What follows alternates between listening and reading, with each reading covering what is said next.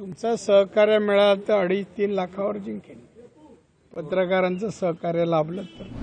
नाही, ड्रामा नाही. निवडणूक आहे ही लोकशाहीतली. हा ड्रामा नाही आहे. प्रश्न येत नाही की मला भारतीय जनता पक्षाने रत्नागिरी सिंधुदुर्ग जिल्ह्यातून लोकसभेसाठी उमेदवारी दिली आहे. त्याबद्दल मी माननीय पंतप्रधान नरेंद्र मोदीजी,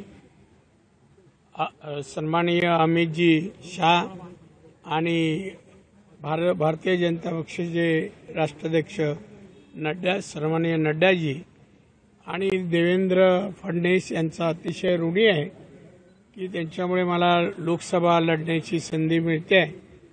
आणि आज मी फॉर्म भरायला निघालो आहे.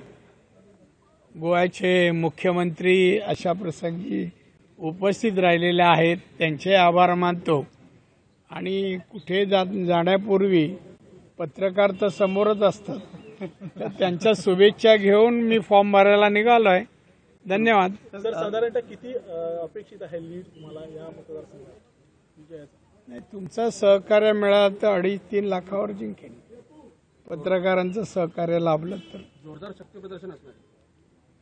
आता नारायण राणे आणि शक्ती परत समीकरण आहे, त्यामुळे सांगायला काय पाहिजे.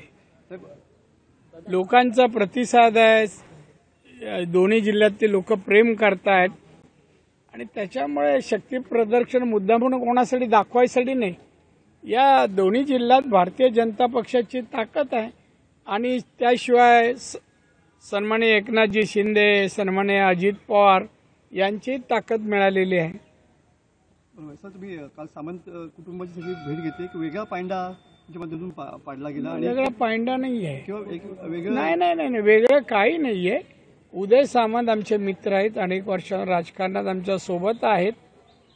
त्यांचे वडील 83 वर्षाचे आहेत.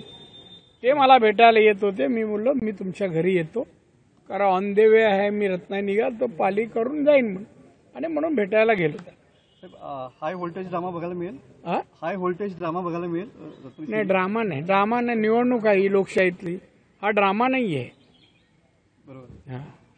प्रश्न आहे की कार्यकर्ते आता किती जोमानं, म्हणजे कारण की नेत्यांमधलं का तुमची गाठीभेटी झाल्या, कार्यकर्ते एकत्र बसणं उठणं वावर आज दुपारी 3 वाजता गाठीभेटी घट्ट करणार.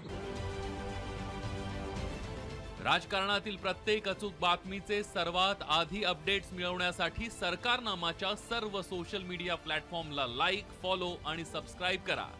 तसंच सर्व नोटिफिकेशनसाठी बेल आयकॉन प्रेस करायला विसरू नका.